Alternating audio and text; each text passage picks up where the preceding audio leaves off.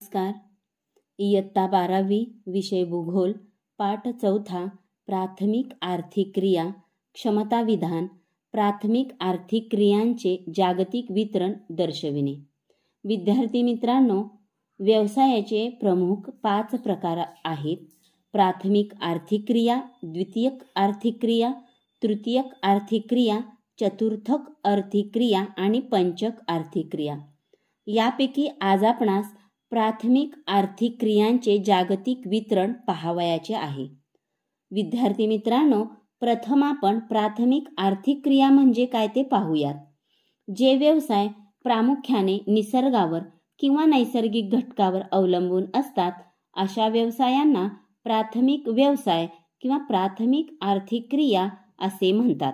उदाहरण पशुपालन, शेती, मासेमारी.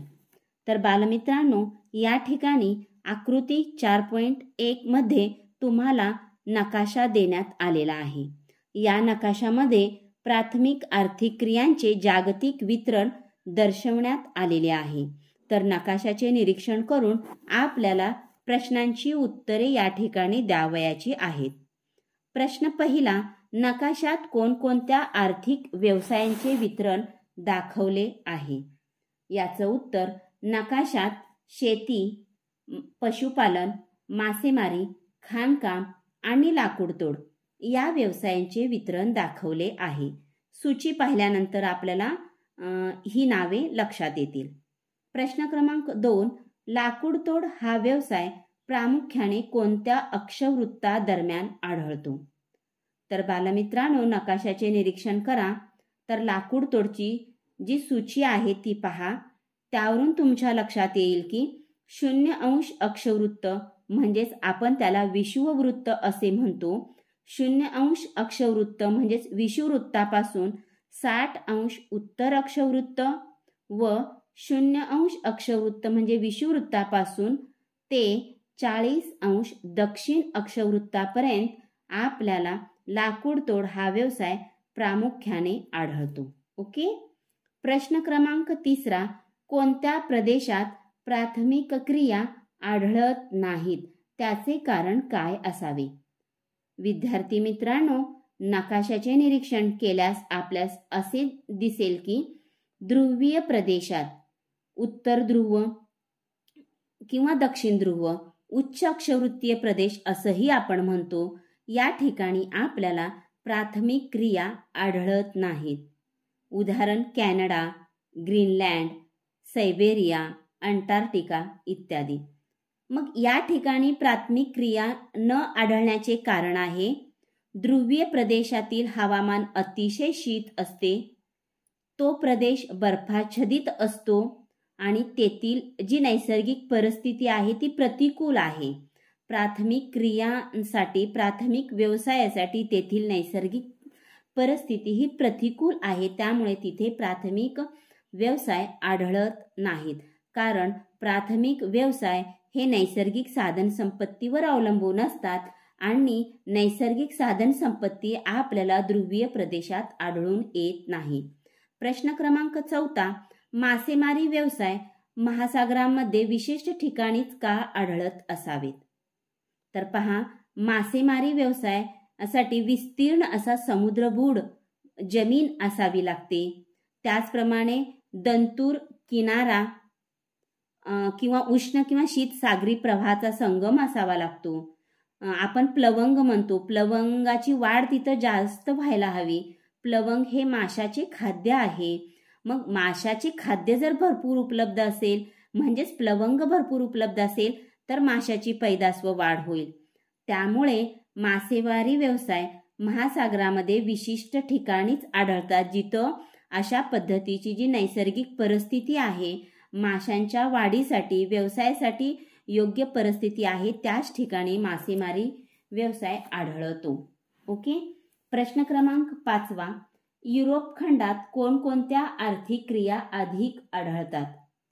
तर नकाशाच्या निरीक्षणावरून आपणास असे दिसून येते की युरोप खंडामध्ये शेती, पशुपालन, मासेमारी, खाणकाम आणि लाकूडतोड या आर्थिक क्रिया अधिक आढळतात. प्रश्न क्रमांक 6, समुद्रामध्ये दर्शवलेले खाणकामाचे चिन्ह कोणते उत्पादन दर्शवत असेल?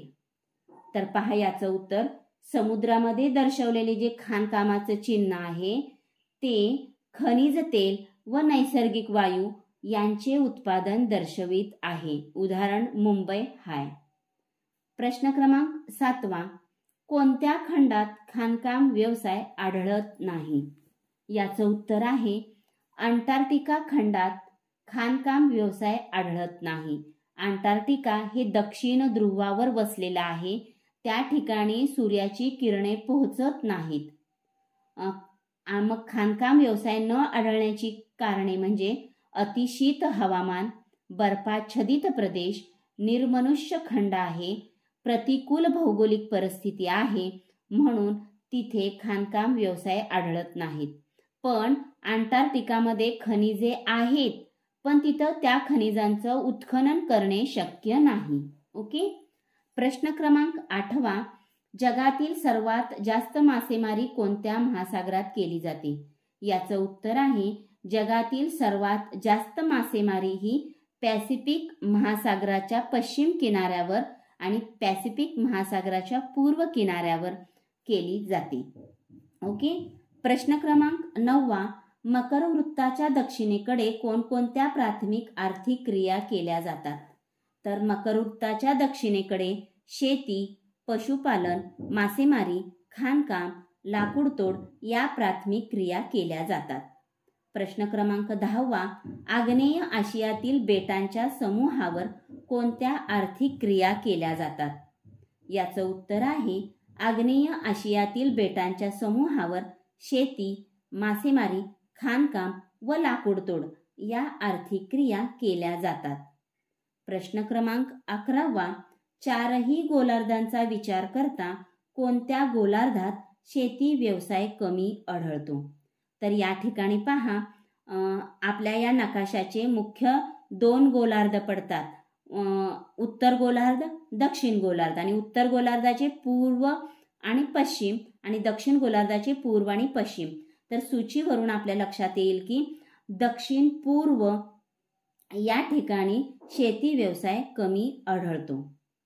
प्रश्न क्रमांक 12, शेती क्षेत्राचा अक्षवृत्तीय विस्तार आणि हवामान याबद्दल टीप लिहा. तर पहा, शेतीसाठी आपल्याला योग्य हवामान आवश्यक असतो. शेती आणि हवामान यांचा घनिष्ठ असा संबंध आहे. ज्या ठिकाणी हवामान अनुकूल आहे त्याच ठिकाणी शेती क्षेत्राचा विकास होतो. तर 0° ते 60° उत्तर व दक्षिण अक्षवृत्ताच्या दरम्यान शेती व्यवसायाचा विकास होतो. ज्या ठिकाणी मोसमी हवामान आहे, अनुकूल हवामान आहे, म्हणजेच कर्कवृत्त आणि मकर वृत्तापर्यंत शेती क्षेत्राचा विकास होतो. पण या शेती क्षेत्राच्या विकासाला काही मर्यादा आहेत. 60° ते 90° उच्च अक्षवृत्त व विषुववृत्तीय प्रदेश या ठिकाणी शेती व्यवसाय विकसित होऊ शकत नाही, कारण प्रचंड तापमान, पर्जन्याचे प्रमाण जास्त, दलदलीचे प्रदेश, घनदाट अरण्य आणि सपाट जमिनीचा अभाव. बालमित्रांनो, अशा पद्धतीने आपण नकाशावरील सर्व प्रश्नांची उत्तरं या ठिकाणी सविस्तर अभ्यासली आहेत. ओके. धन्यवाद.